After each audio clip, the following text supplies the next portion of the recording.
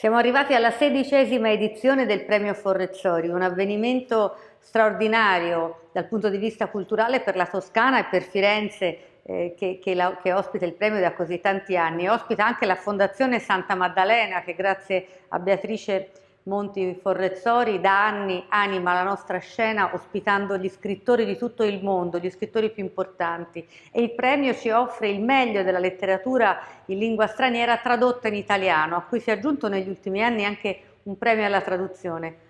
Questo festival, questo premio cade sempre in un periodo che per me è difficile da poter frequentare in presenza per ragioni di ricorrenze personali, ma sono molto onorata e felice di poter portare questo saluto da parte della Regione Toscana, della Commissione Cultura che rappresento, perché questo premio dà un'identità culturale internazionale cosmopolita al nostro territorio e lo conferma come luogo di ispirazione straordinaria. Negli anni è cresciuto, si è arricchito anche di pubblico a cui si riferisce, di settori di pubblico a cui si riferisce. Penso a tutto il gruppo, tutto il settore della letteratura per bambini e degli scrittori bambini, col porto delle storie, la magnifica esperienza che fa fare a tanti ragazzi e ragazze toscani e fiorentini. Penso al lavoro con i licei e con le scuole sulle recensioni e la partecipazione delle scuole al premio, che prima della pandemia e dell'interruzione pandemica ha fatto lavorare tantissime scuole intorno al premio Rezzori, ma torneremo a quei fasti, a quei momenti alti. E ringrazio Beatrice Monti perché grazie a lei, alla sua passione e alla sua dedizione davvero senza flessioni, senza cedimenti al premio, alla memoria di Griscia Rezzori e agli scrittori di tutto il mondo, che noi possiamo avere, grazie a lei possiamo avere questo premio, e grazie a lei c'è la Fondazione Santa Maddalena che incarna il genio del nostro territorio da questo punto di vista, ed è un punto di riferimento, un punto luminoso per tanti scrittori e per tutti gli amanti della letteratura e della lettura. Anche quest'anno una cinquina straordinaria, vedremo tra poco, nei prossimi giorni, il vincitore, e sarà come sempre una straordinaria esperienza letteraria. La letteratura dà luce, dà vita, dà respiro alle nostre giornate, al nostro tempo, e cosa sarebbe il mondo senza gli scrittori. Io li ringrazio perché continuano a crederci e continuano a leggere la realtà anche per noi e ci offrono mille lenti, mille luci, mille colori sotto i quali e dall'alveo dei quali leggere il reale, che a volte tanto ci angustia, ci preoccupa, ma anche ci ispira e ci riempie le esistenze. Grazie al Premio Rezzori e buon lavoro a tutti.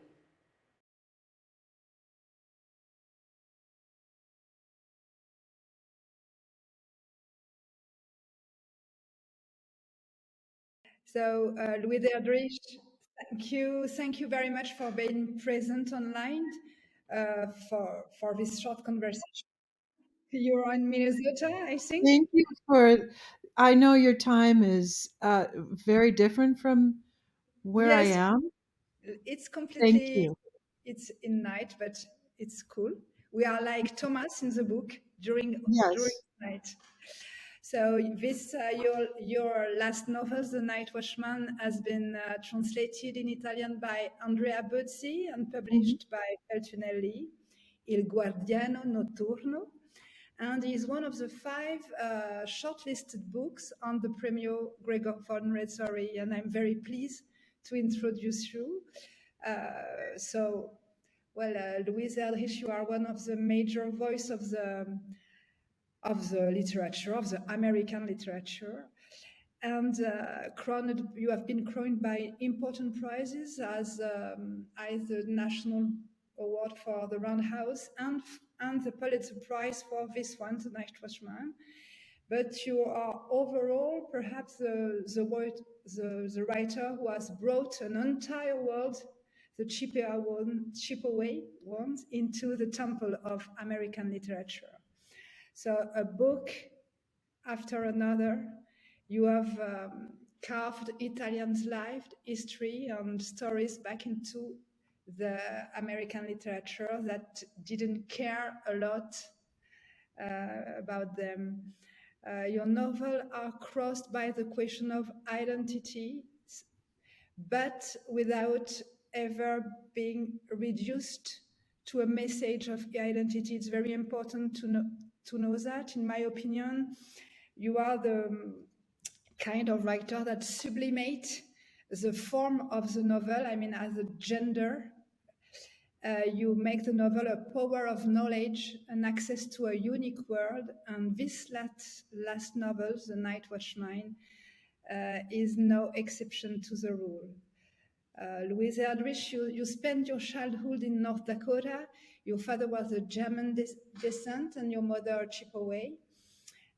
You spent your childhood perhaps between these both communities, the Germanophone community and the reservation, the Chippewa reservation. So the Night Watchman is perhaps, but you are going to tell us about that, one of the most perhaps overly political of your novel, because it focuses on an unspectacular but very important event. I didn't know about it before reading your book. An important event, important to understand what happened to the Indians. So under the Eisenhower administration in 1953, the US House passes a resolution declaring that a number of tribes should be rapidly freed from federal supervision. It's like a termination act. Beneath that glorious promise of emancipation, like the government to plan the unilateral abrogation of treaties that have been signed and that were that were signed to last all forever. And it was the end of the reservation and tribes, the end of cohesion, perhaps also the end of community. Indians were transformed into full citizen, American citizen. They were poor and alone. Their land were sold, and this was called termination. Termination is a very strong word. So my first question would be, how did you turn to this very important but unknown episode of the Termination Act? First of all, it's a delight to speak with you again. It's a delight to speak with you again, Maylis. It's good to see you. Much. Thank and you. also, I'd like to thank Feltrinelli for publishing and believing in this book, because it's very unusual for this sort of book to be published and supported in this way. So I'm very happy about that. I'm very happy that I have this chance to speak to people in Italy. And I want to answer this by saying it's not so much about the politics, it's about the story. Yes. So the reason I chose this was because my grandfather was the person who upon whom this is based. It's based on my grandfather's life and upon the incredible task that was thrust upon him as the chairman of the Turtle Mountain Ojibwe tribe. This was in the 1950s. It was at the complete nadir of American Indian political power in the United States, as you said. Thank you for noting that, because it was such a difficult time. People had been weakened by government boarding schools, by Catholic boarding schools, by so many different aspects, by illnesses, repeated illnesses. You know, we've come through a pandemic, so people are more aware that 9 out of every 10 indigenous people in North America died and South America died of repeated pandemics that swept through after European colonization. So this incredibly weakened state was the time at which the both houses of Congress struck this deal to deprive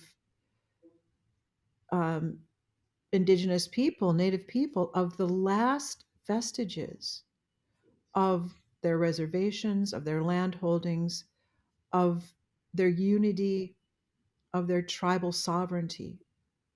Okay, so my grandfather left these wonderful letters that I've had all my adult life.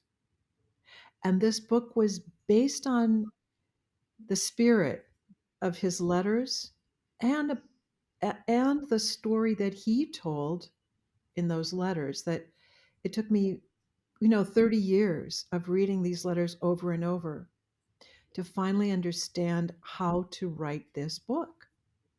And Yeah. it wasn't by talking only about the political scene. Yes. It's about him. It was about Yes. Thomas. It was about Yes. Thomas, or Because yes, at the center of the novel, there is this powerful character, Thomas, who is a night watchman in yes, a factory, and is night watchman in the factory, but he's also the president of the Chippewa Tribal Council, and is the conscience of the reservation. it's also about a young woman. So the problem I Patrice. had with my writing about my grandfather was really he was too good a person. He had no real deep conflicts that I was going to uncover. I didn't really know how to write about him. I needed a character with huge conflicts. So all of a sudden, this woman popped into my consciousness. And the thing about her was the sentence that really captivated me was she did things perfectly when enraged. And Yes. I find for me, Yes. and Yes. maybe other women too, that In fact, um, there is two main character, two main role are yes, distributed in the novel, and alongside Thomas, there is Patrice Patrice, Patrice Pixie, and she's his niece. She's also a worker in the factory, yes, and she's a beautiful 19 years old character, yes. beautiful red hair young girl, beautiful. Maylis, I have to say, this is um, it's it's problematic to say that this is the culture. This is how we want to live. This is our Yes, ideals, right? I mean, I was raised by very good people, my parents, my community, my brothers and sisters. I'm very close to them all, my extended family, my friends. But there's tremendous issues, problems, and difficulties, and nobody's perfect, right? of course, of course. So, so there's built-in conflict. So there a Yes. lot Well, happens. There's also a yes. lot of there is tension because the Mormon Church is trying to convert people. There's tension because the uh, non-Indian teacher is trying to court Patrice. She doesn't want it. She doesn't want his attention. There's no money. There's no money. And this is really one of the truths. So at the time that I'm writing about in the 50s, no one had a nickel. Nobody had any money. But Mm. somehow the Turtle Mountain Chippewa people managed to come together and make enough money to send a delegation to Washington. And that Yes. delegation was put together by my grandfather and other people. So one of the things they had to do, and this is a true story, they had to have boxing matches in order to raise money. So they would charge people whatever they could pay to come in and see people box you know, Arts. these Yes, boxing, these really brutal yes, matches between American Indian and farm and all kinds of young men, and they also took up uh, collections in every way. They tried so hard to exercise their self sufficiency. yes. There is a beautiful character who is in love who is very interested by Patrice Wood Wood Mountains. Mountain. Hmm. Yeah, is a boxer. Is Yeah. a boxer. For me, it was a very. There is the big history, but the white congressman, and there is also in the novel a very personal, very communitary life on the reservation, and that gives to the book a very special interest, and also its strengths also, I think, Hmm. to show the two level of what I've called politic at the beginning of the conversation, but in fact it's rather history. In fact, in the end, gave a poetic and politic unity to your book. And I was wondering if you wanted to proceed by the addition of all of these little pieces. And for me, and I also wanted to ask you about the rhythm, the way you compose all your novel, um, with the breath of the community, but also what we call a polyphonic breath, a symphonic breath, but also solo. I mean, the solos that, Hmm. for example, when Thomas is alone in the factory by night, I mean, Largo, very beautiful meditations. And I would like to speak about the way you composed your book, perhaps as a composer, as a musician, perhaps. It was different than the way my other books have. It was different from the Yes, other books. You're right, yes, and yes, I wanted to give some space for the reader to uh, react to each small scene or vignette.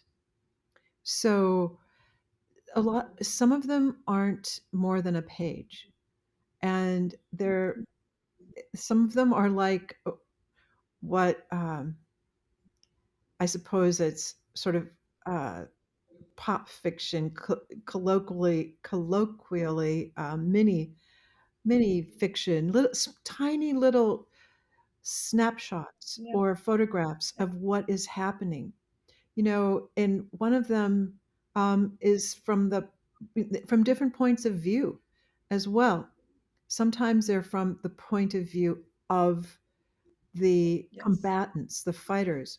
Sometimes there's a third person who talks about the architect of termination and what kind of man he was. And that took an enormous amount of research to condense down to a few paragraphs. So they're very concentrated pieces of information. In one case, it's from the point of view of a couple of horses, you know, but that too, very concentrated research. So I found that because I had done so much research, I was able to be very precise about what I wanted to include. And because I'd taken that, decades to compose this, yes, it turned out that I didn't have to spend a lot of time in exposition or put in long descriptive passages.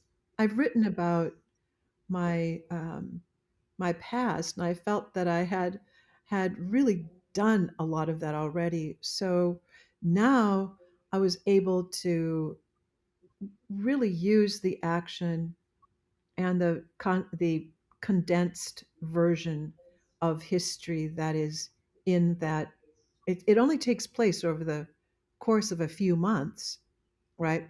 Because that's all the time that Congress gave American Indians to respond to termination. And termination, although the Turtle Mountain Chippewa were not terminated, hundreds of tribes were, and at the end of the book, there is a there is a reckoning of what that meant for tribal people. It was it was a tremendous loss.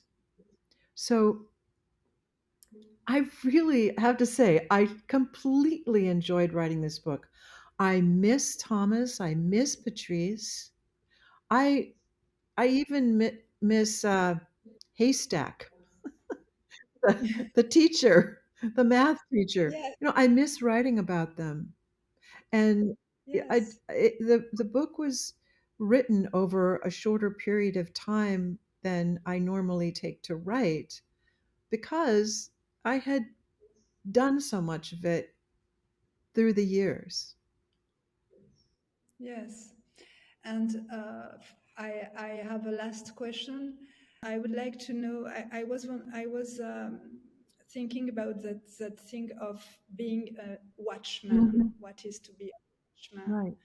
and what is to watch on the other after the other, to protect them or to archive them. Because for me, it was very interesting that this book has been written is completely linked to personal Mhm. archives you have.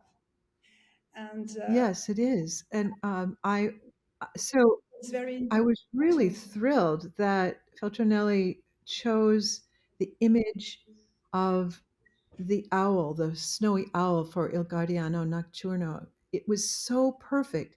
My grandfather kept an owl as his pet. He has a picture of him with an owl on his wrist. And what he used it Yeah.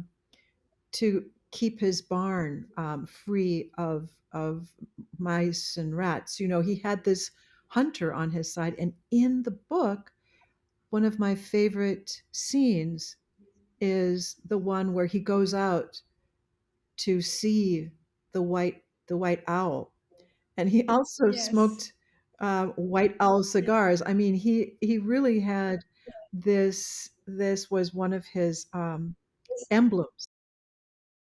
Could you say that you are kind of watchman yourself by the power of fiction, by the power of writing, by your poetry, by writing? Are you behave like? Do you feel that you are close to Thomas in this thing of being a watchman? That's a very kind idea, but I think I'm a very lazy watchman, if so. I'm the kind that falls asleep on the job. No, I don't know. No, I write because I I was love to write, and yes, I love my people, but I'm not a very good actual. yes. Yeah.